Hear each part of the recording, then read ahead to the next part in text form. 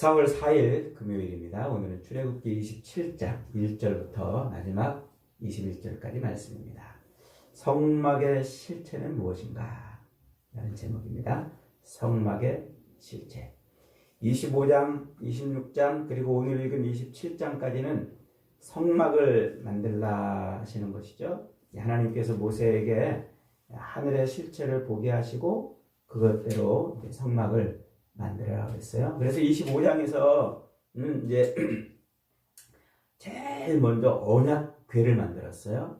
그리고 떡상을 만들어 놓고 또 촛대 7가닥으로 되어 있는 그 등잔대, 불을 켜는 촛대를 만들어 놔라 이렇게 하셨죠.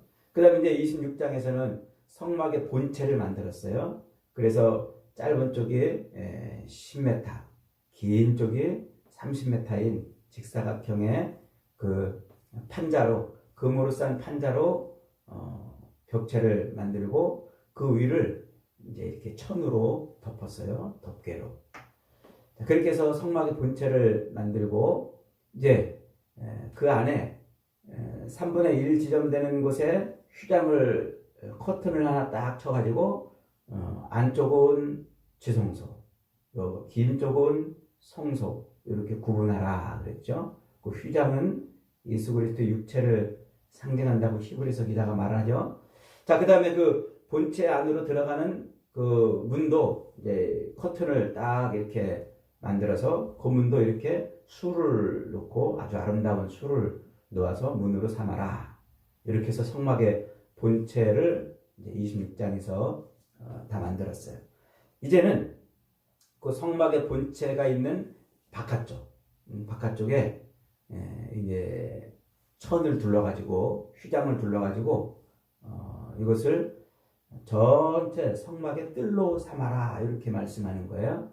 그래서 가로 길이 짧은 쪽 길이가 25m, 긴 쪽이 50m 이렇게 해서 남과 북쪽으로는 긴 쪽이고 이제 50m, 그리고 동과 서쪽으로는 짧은 쪽인데 여기 이제 25m. 그래서 이제 천막을 치는 거예요. 천막을 치는데 그 천막을 칠 때 기둥을 쭉 세우란 말이죠. 기둥을. 그래서 그 기둥을 다 노수로 하고 또 그 기둥이 그냥 이제 서 있을 수 없으니까 그 기둥을 밑에 받침대를 만들어 가지고 은으로 된 고리를 만들고 그 은으로 끈을 만들어 가지고 그 기둥을 이제 이렇게 세우는 거예요. 당겨 가지고 팽팽하게. 그래 가지고 그 기둥에 이제 흰 천막을 두르고 거기를 전체 25m, 50m 되는 그 공간을 성막뜰이라 이렇게 이제 만듭니다. 그리고 이 동쪽으로는 문을 만드는데 역시 아름답게 성막 본체 안으로 들어가는 그 휘장을 만들어 놨던 것처럼, 커튼을 만들어 놨던 것처럼 그렇게 커튼을 만들어서 그걸 문으로 삼아라 이렇게 만들었어요. 그 다음에 이제 중간에 그 문을 들어가면은 제일 먼저 번제단을 만나는데 그 번제단을 만들으라는 거예요. 번제단. 그래서 번제단은 네모 반듯하게 해가지고 2.5m, 2.5m 사각형, 거기다가 높이는 1.5m 요렇게 해서 번제단을 만들고 그 네모 반듯하게 만든 그 번제단 안쪽에 이제 그물망을 설치해 가지고 거기에 재물을 넣고 밑에서 불을 붙이면 그 재물이 타는 그런 구조로 되어 있는 거예요. 우리가 왜 고깃집에 가서 고기 구워 먹을 때 그 그물 석쇠처럼 그걸 만들어서 이제 설치를 해놓으라 이렇게 만들어 두는 거죠. 자, 그 다음에 마지막에 이제 등불을 그 등대 만들었죠. 등잔대. 거기다가 이제 불을 항상 켜놓으라 이거예요. 성소, 지성소 앞에 있는 그 성소에 있는 그 등잔대에 불을 붙이는데 감람유, 올리브유죠. 올리브 기름을 짜가지고 그걸로 이제 항상 불을 밝히라. 그 불 밝히는 책임을 누구한테 해놨어요? 아론과 그의 자손들, 제사장들. 그래서 영원히 그것을 밝히라 이렇게 이제 말하고 있는 내용이에요. 자, 요 번제단, 번제단 1절부터 9절까지 8절까지는 번제단에 대한 이야기인데 번제단은 뭡니까? 이제 레위기 우리가 이제 공부하겠지만 희생 제물을 속죄의 제물을 잡아가지고 속죄의 제물을 피를 빼고 그 다음에 뼈와 살을 분리시키는 각을 뜨고 껍질을 벗기고 이렇게 작업을 다 해가지고 그것을 이제 번제단 위에다 넣어놓고 이제 밑에서 불을 붙여가지고 태우는 거예요. 이렇게 태워가지고 그 태우는 냄새를 하나님이 이제 향기로운 제물로 받으신다. 그러죠. 고기 집에 가서 우리가 고기 구워 먹을 때 고기 굽는 냄새가 향기롭잖아요. 근데 그 고기가 계속 타도록 내비두면 향기롭지 않아요. 얼마나 역겨운 냄새인데 말이죠. 그런데 하나님은 그 역겨운 냄새를 나게 하는 그런 번제단에서 우리의 죄를 속해준다는 것을 말씀해 주시는 거죠. 그래서 이 번제단은 그리스도의 그 속죄, 자기를 희생해서 자기를 태워 죽이는 그리스도의 속죄를 상징하는 상징물입니다. 자, 그리고 이제 그 속죄단에서 그렇게 번제물을 태워서 죽이는 그런 일들을 그리스도의 속죄 사역을 예표하는 것으로 그렇게 이제 보여주면서 이제 이 전체 성막의 전체 뜰, 짧은 쪽은 25m, 긴 쪽은 50m, 이 성막의 그 뜰을 이제 만들어라 이렇게 말하는데 그 포장은 흰 포장이에요. 흰. 그 옆에 이제 되는 천은 흰 천. 그러니까 이 성막 전체가 그게 성막 전체인데 그 성막 전체가 순결, 그리스도의 그 순결, 그리고 또 그리스도의 그 온전함, 이것을 이제 상징하고 동시에 그 흰 천으로 이렇게 딱 둘러놨잖아요. 그러니까 그 흰 천은 성막 전체가 이제 그리스도를 예표하면서 그리스도께서 만들어 놓으신 이 땅의 교회, 우리 성도들을 말하는 거죠. 우리 성도들이 입어야 할 세마포 옷. 그래서 어린 양의 피에 빨아낸 그 깨끗한 세마포 옷을 상징하는 거예요. 자, 이렇게 해서 울타리를 만들고 그 다음에 이제 하나님께서 이 문을 딱 만들어 놨는데 그 문은 성막 본체에 들어가는 문하고 똑같은 모양으로 이제 만들어요. 그러니까 그건 뭘 상징한다고 그랬어요? 예수 그리스도를 역시 상징합니다. 그러니까 하나님의 그 속죄의 장소, 하나님의 긍휼의 장소로 들어갈 수 있는 유일한 문은 예수님밖에 없다는 거예요. 예수님밖에. 그래서 예수님이 내가 곧 길이요 진리요 생명이니 나로 말미암지 않고는 아버지께로 올 자가 없느니라. 나는 구원의 문이라. 이렇게 자꾸 반복을 하신 것이죠. 그래서 이 그 문 안으로 들어가서 전체 성막 전체 이 뜰은 그 속에서 이제 속죄의 제사가 드려지고 안에 지성소 안에 들어가서 피 뿌리는 피의 제사. 그 첫날 배웠죠. 그 언약궤 언약궤 뚜껑을 천사가 이렇게 날개를 펴고 둘이 마주하고 있는 그 모습을 설명했는데 그게 거기가 뭐라고 그랬어요? 속죄소 혹은 시은소 혹은 시은좌 이렇게 부른다고 그랬죠? 그러니까 죄를 속해주는 거예요. 거기서. 거기에 은혜가 베풀어진다. 하나님의 은혜가 베풀어지는 곳이란 말이에요.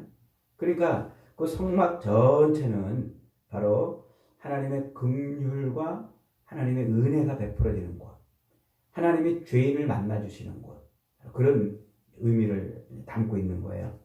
그래서 그런 상징들, 그런 의미들을 성막의 전부에 하나하나 그렇게 색깔이며 모양이며 또 금으로 싸고 뭐 이러면서 이걸 다 예수 그리스도의 속죄와 영원한 제사를 예표, 그걸 보게 하는 거란 말이죠. 그래서 성막, 나중에 이제 이게 예루살렘 성전으로 바뀝니다만 그렇게 성막은 예수 그리스도를 보게 하는 거예요. 우리의 구원. 죄인들을 어떻게 구원해 내실지 보게 하는 거예요. 제가 예전에 학생들한테 여기 성막을 이렇게 쭉 강의했더니 어떤 학생이 참 똑똑한 학생이에요. 이런 질문을 해요. 아유 목사님, 그게 진짜 예수님을 가리키는 것이겠어요? 그걸 우리가 상징이라고 이렇게 설명을 하니까 갖다 이렇게 막 예수님한테 갖다 붙여가지고 설명을 해서 그걸 예수님이라고 이렇게 예수님을 예표하는 것이라고 그렇게 말하는 거 아니겠어요? 그러더라고요. 아주 똑똑한 학생이에요. 그런 생각을 다 하다니 말이죠. 그런데 이거는 그 성막의 어떤 모양이나 색깔이나 뭐 이런 것들을 이렇게 예수님한테 일부러 갖다 붙여서 성막을 설명하는 게 아니에요. 그건 우리의 설명이 아니고 성경의 설명이란 말이에요. 성경이 그렇게 얘기를 하고 있단 말이에요. 그래서 이 성막이 바로 예수 그리스도 자체이시다. 그것을 누가 자꾸 설명하냐면 히브리서 성경이 그것을 자꾸 설명해줘요. 그래서 히브리서 성경은 그 성막을 그리스도의 실체라고, 모형이라고, 그림자라고 이렇게 말을 해요. 히브리서 8장, 히브리서 9장에 아주 자세하게 설명되어 있어요. 히브리서 8장 1절부터 보면은요, 지금 우리가 하는 말의 요점은 이러하니 대제사장이 우리에게 있다는 것이다. 예수님, 그 대제사장이 우리에게 있다는 것이다. 그는 하늘에서 지극히 크신 이의 보좌 우편에 앉으신 분이다. 누가? 대제사장인 예수님이. 그런데 그분이 성소와 참 장막에서 섬기시는 이시라. 그분이 성소에서 섬기시는 제사장이라. 진짜 장막에서, 진짜 오리지널 장막에서 섬기시는 제사장이란 말이에요. 그런데 이 장막은 사람이 세운 게 아니라 주께서 세운 것이다. 이렇게 설명을 해요. 그러면서 뭐라고 설명하냐면 그것은 하늘의 실체를 보여주는 모형이고 그림자다. 이렇게 말을 해요. 그래서 히브리서 기자는 이 성막, 그리고 성막에서 행해지는 제사, 그리고 그 제사를 집도하는 제사장이, 이 성막과 제사와 제사장이 예수 그리스도의 그림자라는 것을 아주 이렇게도 설명하고 저렇게도 설명하고 설명을 해요. 그래서 히브리서 9장, 8장, 9장을 읽으면은 이게 왜 성막이 그리스도인지를 우리가 알 수가 있는 거예요. 그러면서 이제 그것을 설명하기 위해서 하늘에서 본 어떤 실체, 그 실체를 땅에다가 그렇게 만들어 놓은 건데, 이게 그림자인데, 그것을 설명하기 위해서 8장 4절로 5절에서 이렇게 말을 해요. 만일 예수께서 땅에 계셨더라면 제사장이 되지 아니하셨을 것이나 이는 율법을 따라 예물을 드리는 제사장이 있음이라. 그들이 섬기는 것은 하늘에 있는 것의 모형과 그림자라. 모세가 장막을 지으려고 할 때 하나님이 그것을 보고 그것을 보여주고 짓게 하셨다. 이렇게 표현해요. 그래서 하나님이 모세한테 내가 너한테 보이던 그 본을 따라서 지어라. 이렇게 말했다고 그래요. 그래서 모세가 하늘의 어떤 실체를 보고 그걸 그대로 땅에다가 표현을 했다. 이 말이에요. 자, 그걸 모형과 그림자라는 말로 표현하고 있는데, 모형과 그림자라는 말이 그게 우리가 생각하는 것처럼 그거를 그대로 카피해가지고 카피해서 만들었다 이런 말이 아니에요. 그것의 어떤 의미를 구체적으로 표현하려고 만들어놨다 이런 의미예요. 좀 어려운 용어이긴 한데, 자, 제가 쉽게 설명을 해드릴게요. 하나님이 모세에게 어떤 실체를 하늘의 실체를 보여줬어요. 그리고 야, 너 모세야, 요 실체를 그대로 설명할 수 있는 모양을 만들어라. 이랬다는 말이에요. 그 실체를 설명할 수 있는 모양을 만들어라. 그래서 모형과 그림자라는 말로 지금 용어로 표현을 하고 있는 거예요. 그러니까 하나님이 모세한테 하늘의 실체를 보여주고, 야, 너 이 실체가 뭔지 알지? 이거를 표현할 수 있는 예? 이것을 이 실체가 담고 있는 의미를 표현할 수 있는 모양을 만들어놔라. 이래서 성막을 만드는 거란 말이에요. 성막을. 그러니까 하늘의 실체가 뭐예요? 하늘에서 뭘 본 거예요? 모세는 지금? 요 성막. 성막의 모습과 성막에서 짐승이 죽어서 피를 흘려서 태워져서 죄인의 죄를 용서해 주시는 그 모습과 그것을 집도하는 그 제사장, 그 제사장의 그 모습, 그것으로 표현되는 진짜 모습을 봤다는 거예요. 그러니까 하늘에서 이 진짜 모습은 땅에서는 성막과 제물과 제사장으로 설명할 수밖에 없는 그런 모습이었다 이 말이에요. 이 말이 이해가 되시죠? 그러니까 다시 말하면 이 성막은 하늘에 있는 어떤 것을 그대로 카피한 게 아니란 말이에요. 그대로 본떠가지고 그 모양을 그대로 본떠가지고 한 게 아니고 하늘에서 자기를 대신해서 죽고 그 자기를 대신해서 죽어지는 그 일을 집도하고 그래서 죄인들을 구원해 내시는 그 실체가 담고 있는 그 의미를 사람들에게, 인간들에게 설명하기 위한 모형이었다 이 말이에요. 그러니까 우리는 자꾸 모형 그러니까 성막이 하늘에 그 모양으로 있나 보다 그렇게 생각하는데 그게 아니란 말이에요. 다시 설명합니다. 중요하기 때문에 지금 반복해서 설명을 드리는 거예요.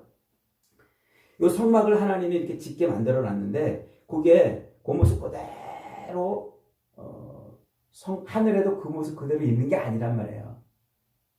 이게 담고 있는 죄인의 죄를 용서하기 위해서 희생 제물을 드리고 그래서 그 희생 제물을 잡고 또 죽이는 그런 모든 제사장과 기구들과 이런 것들이 담고 있는 그 실체, 그것의 의미를 표현할 모양이었다 이런 말이에요. 그러니까 하늘에서 누군가 죽어가지고 피 흘려 죽어서 죄인의 죄를 용서하고 그런 일을 누군가 담당하고 있는 그 모습을 본 거예요. 그게 누구예요? 그게 예수님이란 말이에요. 예수님이 자기를 죽여서 피 흘려 백성들의 죄를 용서해 주시고 그 일을 자신이 직접 감당하는 거예요. 그런 모습을 뭘로 표현했다고요? 성막과 제사와 제사장으로 표현했단 말이에요. 그걸로밖에는 표현할 수 없었던 거예요.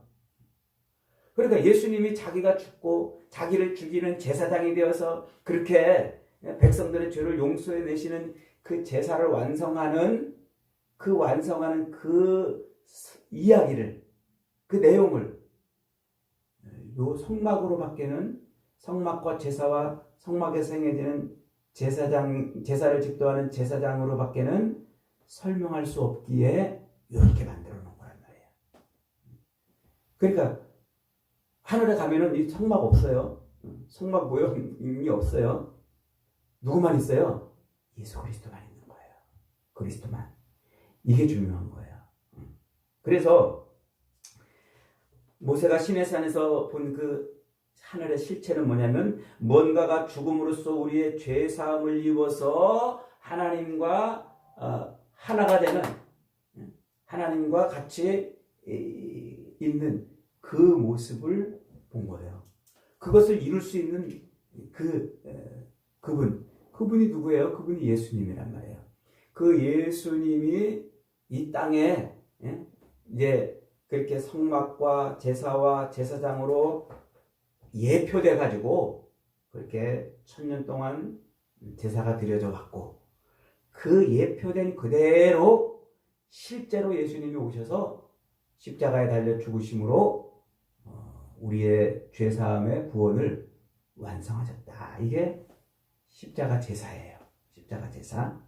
그것을 표현하기 위해서 모형과 그림자라 이렇게 말하고 있는 거예요. 그러면 그렇게 하나님이 이스라엘 백성들을 애굽에서 꺼내서 시내산 밑에 모아놓고 언약을 체결하고 그런 모형을 딱 보여주고 이제 그 모형대로 앞으로 수천 년 동안 수많은 제물들이 죽어나가고 제사장이 그 일을 감당함으로 백성들의 죄가 용서받는 그 성막, 성전에서 행해지는 그 모든 일들이 그렇게 역사 속에서 실현되다가 어느 날 하늘의 실체가 이 땅에 진짜 와가지고 그 모든 모형이 예표하고 있던 일을 완성해내세요. 그게 예수님의 십자가 죽으심의 제사거든요. 그렇다면 하나님이 그 십자가 제사, 예수 그리스도의 그 성육신과 십자가 제사로 구원을 해내실 그 일을 하기 위해서 하나님은 언제부터 일하신 거예요? 영원 전부터 일하신 거예요. 하늘에서부터 그 일을 하신 거란 말이에요. 창세기 강의할 때 설명드렸죠? 우리의 구원은 어쩌다가 주어진 게 아니고 이미 하나님이 공을 들여가지고 그 아들 예수 그리스도를 이 땅에 육신으로 보내셔서 구원하실 그 모든 계획을 창세전부터 계획하신 거예요. 그러니까 여러분, 오늘날 우리의 구원은 어쩌다가 얻어진 구원이 아니에요. 우연히 얻어진 구원이 아니에요. 하나님이 아주 세밀하게 그 성막을 지을 때 얼마나 세밀하게 말씀하세요. 하나님의 그 아주 세밀하신 섭리 속에서 우리의 구원이 이루어진 거란 말이에요. 아들을 내어주는 그 어마어마한 희생과 그리고 그 아들을 역사 속에서 그 모든 것을 성취할 때까지 모든 역사를 이끌어 가시는 그 세밀하신 하나님의 그 섭리하신. 그래 이게 얼마나 하나님의 구원이 위대한 겁니까? 이게 우리가 구원 받아도 되고 안 받으면 그만이고 이런 게 아니에요. 그리고 그냥 나 예수 믿어 나 구원 받았네. 이걸로 끝날 문제가 아니에요. 이 구원의 이 안에 실제 안에 들어가 보면은요 하나님의 그 구원은 너무너무 신비하고 너무너무 세밀하고 너무너무 위대해요. 아들을 이 땅에 육신으로 보내서 그 아들을 십자가에 매달아 죽이시는 그 일을 이루기까지 하나님이 하신 그 모든 역사 속에서 이루신 일들을 바라보면은 정말 하나님의 그 섭리는 하나님의 그 구속은 뭐라고 우리가 다 표현 못해요. 그래서 하나님의 그 놀라우신 은혜를 우리가 다 표현할 수 없다고 그러는 거예요. 그걸 알면 들여다보면 들여다보도록 신기하잖아요. 야, 그 하늘의 실체를 어떻게 이 성막으로 표현하게 하셨을까? 예수 그리스도의 그 십자가 죽으심을 어떻게 이렇게 성막이라는 걸 만들어 놓고 그리고 그 안에서 이루어지는 모든 제사와 또 제사장의 그 모든 행위들 이게 레위기에 가면은요 얼마나 아주 정확하게 아주 그냥 빈틈없이 이 일을 이루게 하시는지 그런 일을 하나님이 하늘의 실체를 이 땅에 우리가 이해하게 하기 위해서 그렇게 만들어 놓으신 거예요. 그러니까 너무너무 하나님의 그 구속은 정말 우리가 다 표현할 수 없을 만큼 신비롭고 위대한 겁니다. 그렇게 저와 여러분은 구원을 얻은 거예요. 그러니 우리의 구원은 그저 어쩌다가 받은 구원이 아니고 우연히 받은 구원이 아닌 것을 여러분 확신하시기 바랍니다. 날마다 이 놀라우신 구원을 생각하면 우리는 하나님을 찬양하지 않을 수가 없어요. 이 구원을 생각하면 이렇게 해서 우리가 구원을 받았기 때문에 우리가 이 땅에서 땅에 있는 것 하나 가지고 일희일비하며 살 수가 없어요. 땅에 있는 것 집착하면서 이거 안 얻으면 안 될 것처럼 막 애쓰며 살 수가 없어요. 이 하늘의 이 실체를 우리가 확인한다면 말이죠. 저와 여러분이 매일 이 교회 생활을 통하여 그리고 이 성경 말씀을 통하여 이 놀라운 하늘의 실체를 발견할 수 있기를 바랍니다. 깨달을 수 있기를 바랍니다. 그래서 늘 땅에 꽂혀있는 우리의 마음이 하나님께 꽂히는 땅의 것을 늘 앙망하며 사는 우리의 신앙생활이 하나님을 앙망하며 사는 그런 신앙생활로 바뀌기를 바랍니다. 날마다 시마다 때마다 일마다 성령이 말씀을 읽을 때마다 그런 이 실체를 깨닫게 하는 은혜가 있어서 하나님을 앙망하는 복된 삶을 사시기를 주님의 이름으로 축복합니다. 아멘.